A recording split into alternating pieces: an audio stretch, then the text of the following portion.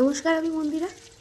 ভণ্ডামি যদি কোনো প্রতিযোগিতা হতো তাহলে মনে হয় প্রথম পুরস্কার পেতেন আমাদের শুভেন্দুবাবু।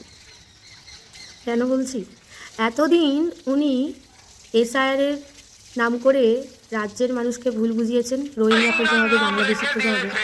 এখন নন্দীগ্রামে আমাদের মাননীয় সাংসদ অভিষেক বন্দ্যোপাধ্যায় সেবাশ্রয় ক্যাম্পের কথা শুনে ওনার মাথা আর ঠিক রাখতে পারছেন না। উনি বলছেন প্যারাসিটামল খেলে নাকি বাচ্চা पैदा হয় না। তা কে বলছেন? যিনি নিজেই একজন ব্যাচেলার। আচ্ছা, আপনি তো রাজনীতির আজকাজকি থেকে বেরিয়ে এসে নিজের গ্রাম অঞ্চলের গরিব মানুষের কথা ভাবতে পারতেন।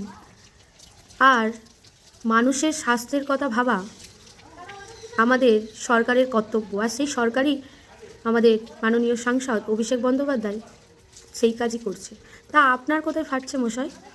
এক কাজ করুন, আপনি যে এই মানুষদের ভুল বোঝাচ্ছেন যে হিন্দুদের জন্মের হার কমিয়ে দেবে এই সেবাশ্রয় ক্যাম্পে গেলে, কেউ যাবেন না, অনুরোধ করছি।